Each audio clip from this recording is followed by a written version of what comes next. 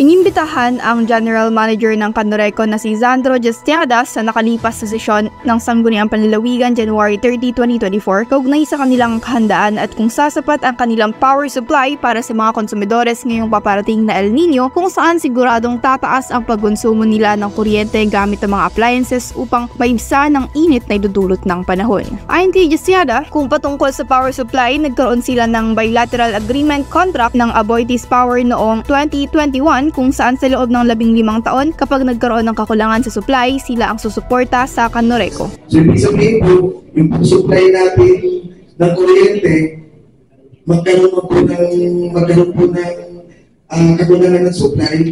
Kung po sa kontrata natin with Aboitiz, kailangan po niya tayong supply by all means. Ibig sabihin po, nagkaroon po ng mga kakulangan ng supply doon, may obligasyon po base sa kontrata na si Aboitiz, kailangan po tayong supplyan.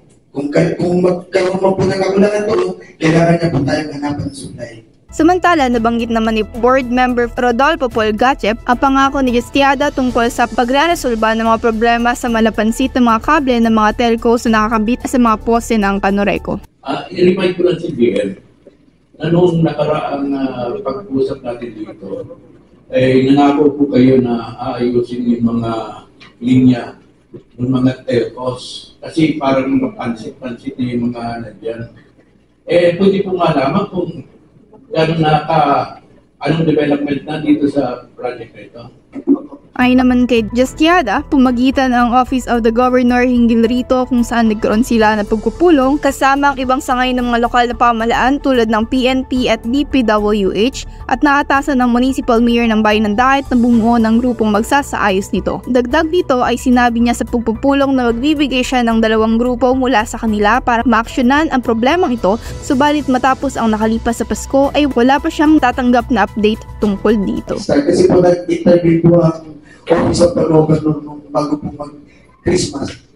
Minit po kami ng mga line agencies kasama po yung DPWH para at least ma-priority po. Kasi po ang binigyan ng emphasize doon ni Governor, ang nag-identify po ng particular na situation problem po, yung po mismo local government of Daet, kung yung po Daet ang priority po kailangan gawin. Kasi po, kung meron din po si attorney may